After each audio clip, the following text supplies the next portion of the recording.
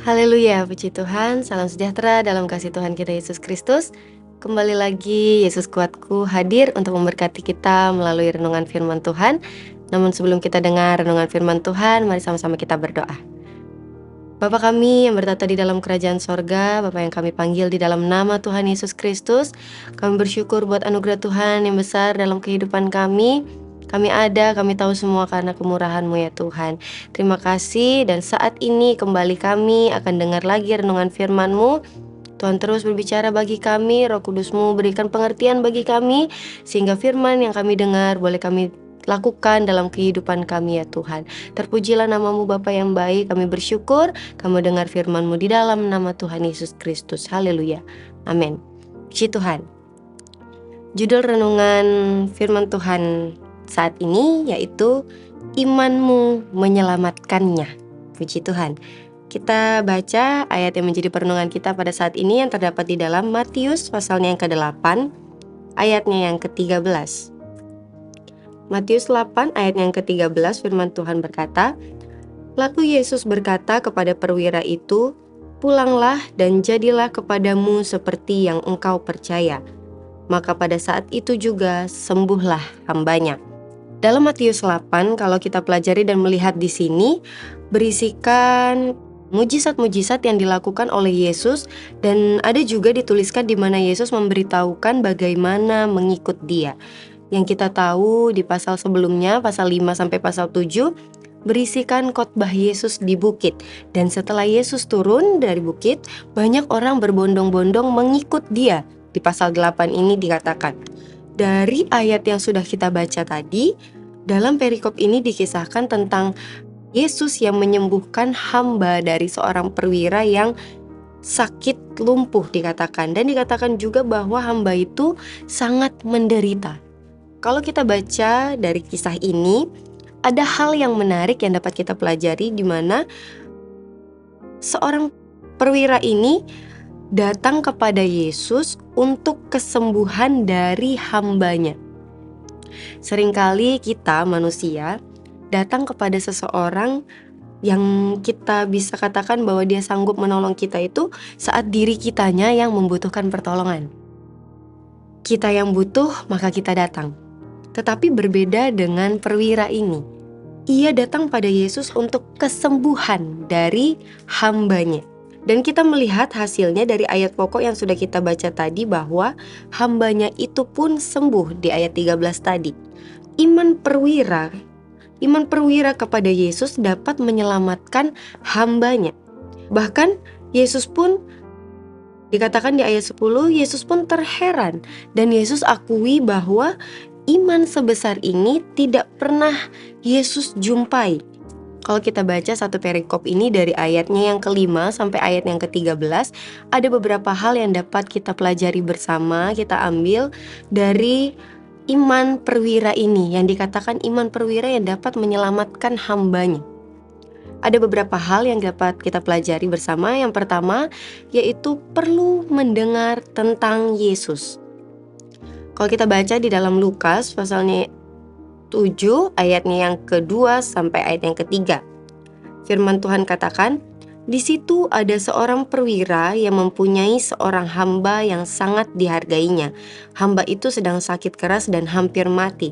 Ketika perwira itu mendengar tentang Yesus, ia menyuruh beberapa orang tua-tua Yahudi kepadanya untuk meminta supaya ia datang dan menyembuhkan hambanya." Sedikit menjelaskan, jadi kalau kita lihat, inti dari kisah ini sama dari Lukas dan dari Injil Matius. Namun kalau kita bisa melihat ada sedikit perbedaan di sana, tetapi tetap dikisahkan bahwa Yesus menyembuhkan hamba seorang perwira ini karena iman yang luar biasa dari perwira, dari sang perwira ini. Jadi dikatakan dalam Lukas 7 tadi bahwa perwira ini mendengar tentang Yesus, lalu ia menyuruh orang datang kepada Yesus supaya Yesus datang dan menyembuhkan hambanya. Ia mendengar dulu tentang Yesus, lalu ia bertindak. Kita pun dapat meyakini bahwa meskipun tidak dituliskan di dalam Matius, namun pasti ia mendengar tentang Yesus terlebih dahulu, lalu ia bertindak. Sebab perwira ini datang dan memohon. Dia bertindak setelah mendengar tentang Yesus. Dalam Roma pasalnya yang ke-10 ayat yang ke-17 pun katakan bahwa iman timbul dari pendengaran dan pendengaran oleh firman Kristus.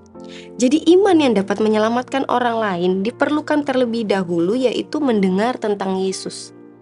Yang berarti perlu mendengar firman Kristus.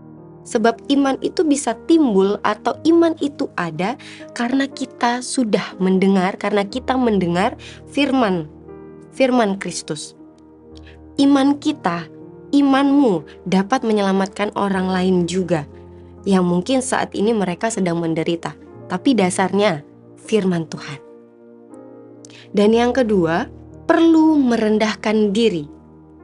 Bisa dikatakan kerendahan hati. Kalau kita lihat di dalam Matius pasal yang ke-8 ayat yang ke-5, di sana perwira ini datang dan memohon kepada Yesus.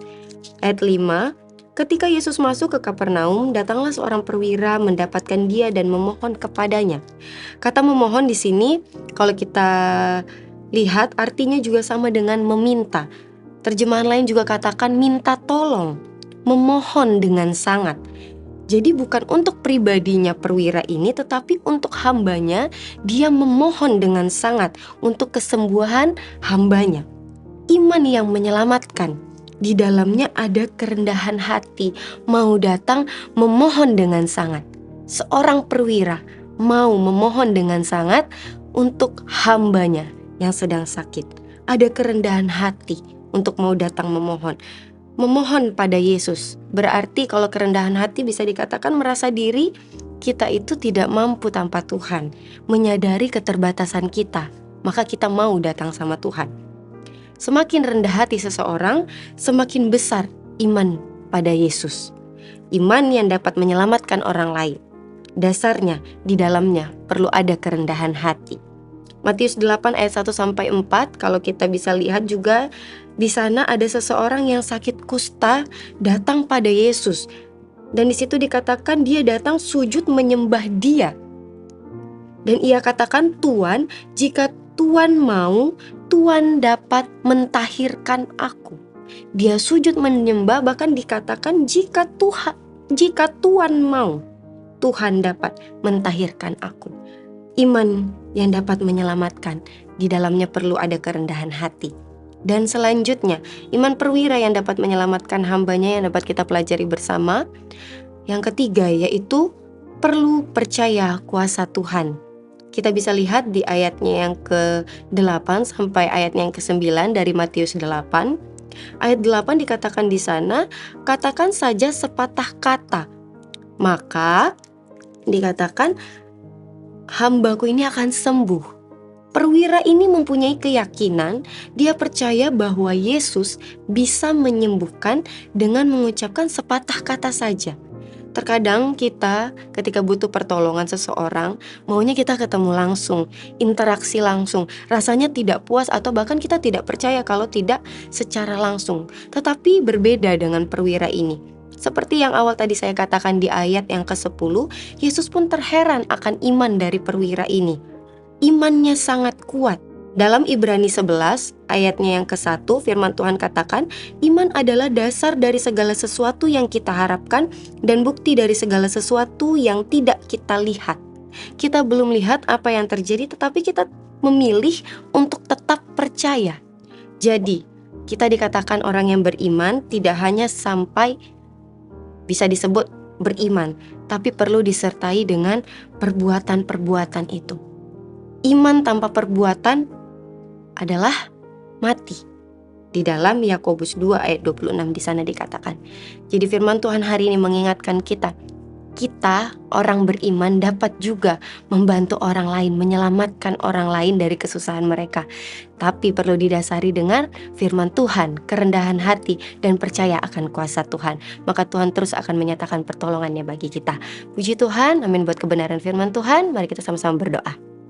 Bapa dalam sorga, Bapa yang baik, kami bersyukur hari ini buat kebenaran firman-Mu lagi datang bagi kami. Kami bersyukur untuk teguran Tuhan, untuk firman Tuhan yang datang. Biarlah terus kami mengingatnya dan kami terus belajar menjadi pelaku-pelaku kebenaran firman-Mu. Iman kami tetap teguh di dalam Engkau ya Yesus, sehingga kehidupan kami dapat menjadi berkat kemanapun kami pergi dan berada. Terima kasih Tuhan. Berdoa buat jemaat Tuhan, semua anak-anak Tuhan, dimanapun mereka berada dalam setiap aktivitas mereka di sepanjang hari ini Tuhan, Kau Allah yang menyertai setiap kehidupan mereka, menjaga kehidupan mereka. Biarlah nama Tuhan dipermuliakan di dalamnya. Terima kasih Tuhan, kami bersyukur dan kami terima kebenaran firman-Mu di dalam nama Tuhan Yesus. Haleluya, amin. Bersama Yesus, aku kuat. Puji Tuhan.